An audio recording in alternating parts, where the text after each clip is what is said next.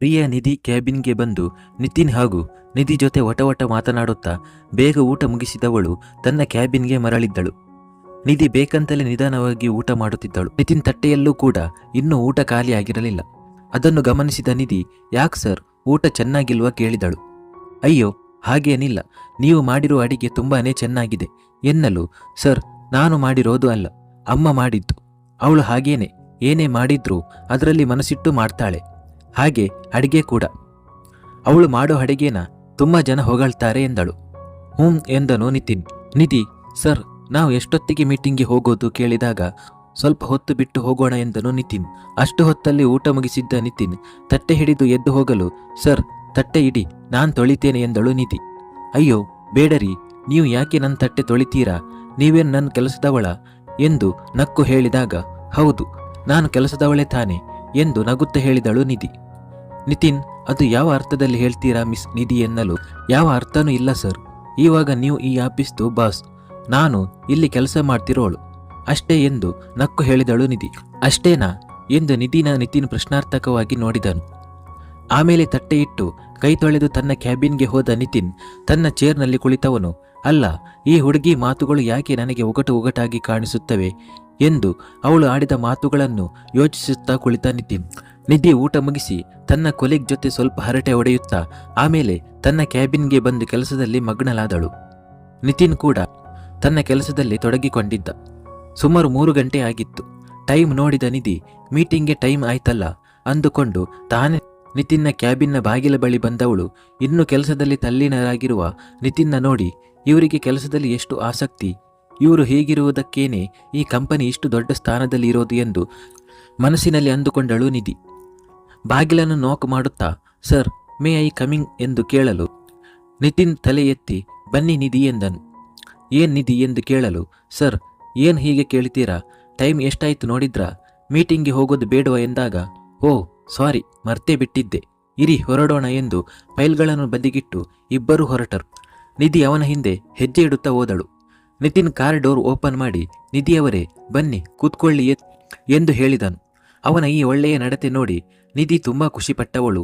ಇವರು ಈ company boss ಆಗಿ ತನ್ನ ಕೊಲೀಗ್ ಜೊತೆ ಎಷ್ಟು ಚೆನ್ನಾಗಿ ವರ್ತಿಸುತ್ತಾರೆ, ಅವರುಗಳ ಜೊತೆ ಮಾತಾಡುವ ಶೈಲಿ, ಇವುಗಳನ್ನೆಲ್ಲ ನೋಡಿ ನಿಧಿಗೆ ಆತನ ಮೇಲೆ ಏನೋ ಒಂದು ಭಾವನೆ ಅವಳ ಮನಸ್ಸಿನಲ್ಲಿ ಮೂಡಿತ್ತು. ಅದು ಏನು ಅನ್ನೋದು ಅವಳಿಗೆ ತಿಳಿಯದೇ ಹೋಗಿತ್ತು.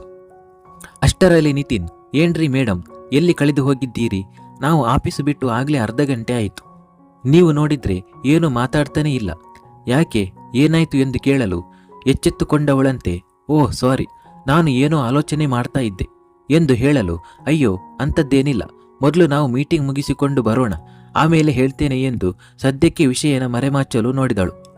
ನಿತಿನ್ ಹೆಚ್ಚು ಕೇಳದೆ, ಸರಿ ಆಮೇಲೆ ಖಂಡಿತ ಹೇಳಿ ಎಂದು ಕಾರನ್ನು ತಾನು ತಲುಪಬೇಕಾದ ಕಡೆ ಚಲಾಯಿಸುತ್ತಾ, ನಿಧಿಯವರೇ ನಿಮಗೆ ಇದು ಫಸ್ಟ್ ಮೀಟಿಂಗ್ ಅಟೆಂಡ್ ಮಾಡ್ತಿರೋದಂತ ಅಂದ್ಕೊಂಡಿದ್ದೀನಿ, ಏನಂತೀರಾ?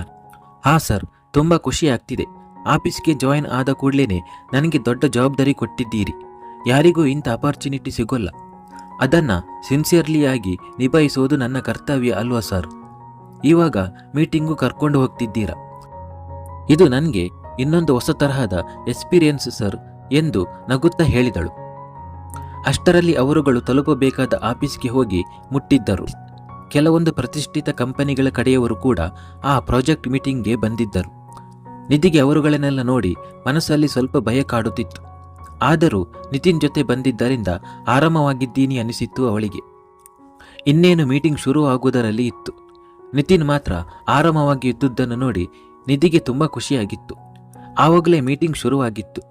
ಎಲ್ಲರೂ ಅವರವರ ಅಭಿಪ್ರಾಯಗಳನ್ನು ಹೇಳುತ್ತಿದ್ದರು. ನಮ್ಮ ಸರದಿ ಬಂದಾಗ ನಿತಿನ್ ತುಂಬ ಚೆನ್ನಾಗಿ ವಿವರಿಸುತ್ತಿದ್ದ. ಅವನ ಒಂದೊಂದು ಮಾತುಗಳು ಕೇಳುವಾಗ ನಿಧಿ ಬಿಟ್ಟ ಕಣ್ಣುಗಳಿಂದ ಹಾಗೆಯೇ ಅವನನ್ನು ನೋಡುತ್ತಿದ್ದಳು. ಅವನ ಮಾತುಗಳು ಮುಗಿದಿತ್ತು. ಅವರುಗಳ ಡಿಸಿಷನ್ ಮಾತ್ರ ಇನ್ನೂ ಬಾಕಿ ಇತ್ತು. ಎಲ್ಲರೂ ಅವರ ಪಾಡಿಗೆ ಅವರು ಕುಳಿತಿದ್ದರು. ಅಷ್ಟರಲ್ಲಿ ಕಂಗ್ರ್ಯಾಚುಲೇಷನ್ಸ್ ಮಿಸ್ಟರ್ ನಿತಿನ್ ರಾವ್, ಈ ಪ್ರಾಜೆಕ್ಟನ್ನು ರಾವ್ ಗ್ರೂಪ್ಸ್ ಆಫ್ ಕಂಪನಿಗೆ ಕೊಡ್ತಾ ಇದ್ದೇವೆ ಎಂದು ನಿತಿನ್ನ ಕೈ ಹಿಡಿದು ಕುಲುಕಿದರು. ಹಾಗೂ ನಿತಿಯ ಕೈ ಹಿಡಿದು ಕೂಡ ಕುಲುಕಿ ವಿಶ್ ಮಾಡಿದರು. ಆಮೇಲೆ ಎಲ್ಲರೂ ನಿತಿನ್ಗೆ ವಿಶ್ ಮಾಡಿ ಹೊರ ನಡೆದರು. ಅಲ್ಲಿಂದ ಇಬ್ಬರು ಹೊರಬಂದು ಕಾರಿನಲ್ಲಿ ಕುಳಿತು ನಿತಿನ್ ತನ್ನ ತಂದೆ ವಾಸುದೇವ್ ರಾವ್ ಅವರಿಗೆ ಫೋನ್ ಮಾಡಿದನು. ಕಾಲ್ ರಿಸೀವ್ ಮಾಡಿದ ವಾಸುದೇವ್ ರಾವ್ ಅವರು, ಕಂಗ್ರಾಟ್ಸ್ ಮಗನೇ, ಥ್ಯಾಂಕ್ ಯು ವೆರಿ ಮಚ್, ನನ್ಗೊತ್ತು ನೀನು ಹೋಗಿದ್ದಿ ಅಂದಮೇಲೆ ಪ್ರಾಜೆಕ್ಟ್ ನಮಗೆ ಆಗುತ್ತೆ ಅಂತ ಎಂದು ಅವರೇ ಎಲ್ಲನೂ ಹೇಳಿಬಿಟ್ಟಿದ್ದನ್ನು ಕೇಳಿ ನಿಧಿ ಆಶ್ಚರ್ಯದಿಂದ ಅವನನ್ನೇ ದಿಟ್ಟಿಸುತ್ತಿದ್ದಳು. ನಿತಿನ್ ಲೌಡ್ ಸ್ಪೀಕರ್ ಆನ್ ಮಾಡಿದ್ದರಿಂದ ಎಲ್ಲವನ್ನೂ ಅವಳು ಕೇಳಿಸಿಕೊಂಡಳು. ಇದನ್ನೆಲ್ಲ ನೋಡಿದ ಅವಳಿಗೆ ಅವನ ಮೇಲೆ ಇನ್ನೂ ಅಭಿಮಾನ ಮತ್ತು ಕಾಳಜಿ ಹೆಚ್ಚಾಗಿತ್ತು. ನೀವು ತುಂಬ ಗ್ರೇಟ್ ಸರ್. ನೀವು ಇಷ್ಟೊಂದು ಜೀನಿಯಸ್ ಆಗಿರೋದಕ್ಕೆ ನಮ್ಮ ಕಂಪನಿ ಟಾಪ್ ಲೆವೆಲ್ನಲ್ಲಿ ಇರೋದು ಅನ್ನೋವಾಗ ನೀವು ನನಗೆ ಮಾತ್ರ ಎಲ್ಲ ಕ್ರೆಡಿಟ್ಗಳನ್ನು ಕೊಡಬೇಡಿ. ನಮ್ಮ ಕಂಪನಿಲಿ ಕೆಲಸ ಮಾಡ್ತಿರೋ ಎಲ್ಲ ವರ್ಕರ್ಗಳಿಗೂ ಈ ಕ್ರೆಡಿಟ್ ಸೇರಬೇಕು ನಿಧಿ ಅನ್ನೋವಾಗ ತಾನು ಇಷ್ಟು ಒಳ್ಳೆ ವ್ಯಕ್ತಿ ಜೊತೆ ಇದ್ದೀನಲ್ಲ ಅಂದುಕೊಂಡಳು. ನಿಧಿಯವರೇ, ಆವಾಗಲೇ ಕಾರಲ್ಲಿ ಬರೋವಾಗ ಯಾವುದೋ ಯೋಚನೆಯಲ್ಲಿ ಇದ್ರಿ, ಕೇಳಿದ್ದಕ್ಕೆ ಆಮೇಲೆ ಹೇಳ್ತೀನಿ ಅಂದ್ರಿ. ಹೇಳಿ ಏನದು ಎಂದು ನಿತಿನ್ ಕೇಳಲು, ಹಾ ಹೇಳ್ತೇನೆ ಅನ್ನಲು ಎಲ್ಲಿಯಾದರೂ ಗಾಡಿನ ನಿಲ್ಸೋಕ್ಕಾಗುತ್ತಾ ಕೇಳಿದಳು. ಖಂಡಿತ. ಯಾವುದಾದ್ರೂ ಕಾಫಿ ಕೆಫೆಗೆ ಹೋಗೋಣವಾ ಎಂದು ಕೇಳಲು, ಅಲ್ಲಿ ಪ್ರೈವಸಿ ಇರಲ್ಲ, ಬೇರೆ ಎಲ್ಲಾದರೂ ಎನ್ನಲು, ಸರಿ ಒಳ್ಳೆ ಗಾರ್ಡನ್ಗೆ ಹೋಗೋಣ ಎಂದನು ನಿತಿನ್. ಆಯ್ತು ಸರ್ ಎಂದಳು ನಿಧಿ. ನಿತಿನ್ ಕಾರನ್ನು ಒಂದು ಗಾರ್ಡನ್ ಬಳಿ ನಿಲ್ಲಿಸಿ ಇಬ್ಬರು ಒಳ ನಡೆದರು. ಗಾರ್ಡನ್ ತುಂಬ ಪ್ರಶಾಂತವಾಗಿತ್ತು. ಅಲ್ಲಲ್ಲಿ ಕೆಲವರು ಕೂತು ಮಾತನಾಡುತ್ತಾ ಕುಳಿತಿದ್ದರು. ಇವರಿಬ್ಬರು ಯಾರೂ ಇಲ್ಲದ ಪ್ಲೇಸ್ನಲ್ಲಿ ಕೂತುಕೊಂಡರು. ಹೇಳಿ ಮೇಡಮ್, ಏನು ಪ್ರಾಬ್ಲಮ್ ಎಂದು ಕೇಳಲು, ಸರ್ ಪ್ರಾಬ್ಲಮ್ ಏನಂತ ನೀವೇ ಹೇಳಬೇಕು ಸರ್ ಎಂದಳು ನಗುತ್ತಾ. ಅರೆ ಇದೇನಿದು, ನೀವು ನನ್ನ ಕೇಳ್ತಿದ್ದೀರಲ್ಲ, ನನಗೇನಾಗಿದೆ ಎಂದು ಕೇಳಲು, ಸರ್ ನೀವು ಬೆಳಿಗ್ಗೆ ಆಫೀಸ್ಗೆ ಬರೋವಾಗ ಲೇಟ್ ಆಗಿತ್ತು. ಅದು ಅಲ್ಲದೆ ನನ್ನ ಮುಖ ಕೂಡ ನೋಡದೆ ಹಾಗೆ ನಿಮ್ಮ ಕ್ಯಾಬಿನ್ಗೆ ಹೋಗಿದ್ರಿ. ಆಮೇಲೆ ನಾನೇ ನಿಮ್ಮನ್ನ ಮಾತಾಡಿಸಿದ್ದು. ಯಾಕೋ ನೀವು ಫಸ್ಟ್ ಟೈಮ್ ಮೀಟ್ ಆದಾಗ ಹೇಗಿದ್ದೀರೋ ಹಾಗೇ ಇಲ್ಲ. ಏನಾಯ್ತು ಸರ್, ನನ್ನಿಂದ ಏನಾದರೂ ತಪ್ಪಾಗಿದ್ಯಾ ಎಂದು ನಿಧಿ ಕೇಳಿದಳು. ನಿತಿನ್ಗೆ ಇನ್ನು ಇವಳಿಂದ ಯಾವುದನ್ನು ಮುಚ್ಚಿಡೋದು ಬೇಡ, ಎಲ್ಲಾನು ಹೇಳಿ ಬಿಡುವ ಅಂದುಕೊಂಡು, ನಿಧಿ ನಾನು ನಿಮ್ಮನ್ನು ಫಸ್ಟ್ ಟೈಮ್ ಮೀಟ್ ಆದಾಗ ನಿಮ್ಮ ಈ ಮುದ್ದಾದ ನಗುಮುಖನ ನೋಡಿ ತುಂಬ ಇಷ್ಟ ಆಗಿತ್ತು. ಆಮೇಲೆ ನಿಮ್ಮ ನಿಸ್ವಾರ್ಥ ಮನಸ್ಸು ಕೂಡ ತುಂಬ ಇಷ್ಟ ಆಯಿತು. ಹಾಗೆ ನೀವು ಪ್ರತಿಯೊಂದರಲ್ಲೂ ಆಸಕ್ತಿಯಿಂದ ಇರೋದನ್ನು ನೋಡಿ ನನ್ನ ಮನಸ್ಸಲ್ಲಿ ನೀವೇ ನನ್ನ ಮನದರಸಿ ಆಗಬೇಕೆಂದುಕೊಂಡೆ. ಅದಕ್ಕೆ ನಿನ್ನೆ ರಾತ್ರಿ ನಿಮ್ಮ ವಾಟ್ಸಪ್ಗೆ ಮೆಸೇಜ್ ಮಾಡಿದ್ದು. ಆದರೆ ನಿಮ್ಮಿಂದ ಯಾವುದೇ ರಿಪ್ಲೈ ಬರದಿದ್ದಕ್ಕೆ ನಾನು ತುಂಬ ಡಿಸ್ಟರ್ಬ್ ಆಗಿದ್ದೆ. ನನ್ನ ಮನಸ್ಸಲ್ಲಿ ಇದ್ದಿದ್ದನ್ನು ಎಲ್ಲನೂ ಹೇಳಿದ್ದೀನಿ. ಇವಾಗ ಹೇಳಿ ನಿಧಿಯವರೇ, ನನ್ನ ನೀವು ಮದುವೆ ಆಗ್ತೀರಾ ಎಂದು ಒಂದೇ ಉಸಿರಿನಲ್ಲಿ ಹೇಳಿಬಿಟ್ಟಿದ್ದ ನಿತಿನ್. ನಿಧಿ ಮಾತ್ರ ಏನೂ ಮಾತಾಡದೆ ತಿರುಗಿ ನಿಂತು ಬಿಟ್ಟಿದ್ದಳು. ನಿತಿನ್ ಪುನಃ ಸಾರಿ ನಿಧಿ, ನನ್ನ ಮನಸ್ಸಲ್ಲಿ ಇರೋದನ್ನು ಹೇಳಿದ್ದೀನಿ. ನೀವು ಇದನ್ನು ಅಕ್ಸೆಪ್ಟ್ ಮಾಡ್ಕೋಬೇಕಂತ ಏನೂ ಇಲ್ಲ. ನಿಮ್ಮ ಅಭಿಪ್ರಾಯ ತಿಳಿಸಿ ಸಾಕು ಎಂದು ರಿಕ್ವೆಸ್ಟ್ ಮಾಡಿಕೊಂಡನು. ಸರ್ ನನಗೆ ಸ್ವಲ್ಪ ಟೈಮ್ ಬೇಕು ಎಂದು ಹೇಳಿದಳು. ಆಯಿತು ಪರವಾಗಿಲ್ಲ ಎಂದು ಹೇಳಿದನು. ಸರ್ ಹೊರಡೋಣವಾ ಎಂದು ನಿಧಿ ಕೇಳಲು, ಆಯಿತು ನಿಧಿ, ಪ್ರಾಜೆಕ್ಟ್ ನಮಗೆ ಸಿಕ್ಕಿರೋದಕ್ಕೆ ಟ್ರೀಟ್ ಕೊಡಿಸ್ತೀನಿ ಎಂದು ಹೇಳಲು, ಇವತ್ತು ಬೇಡ ನಾಳೆ ನೋಡೋಣ ಎಂದು ಹೇಳಿದಳು.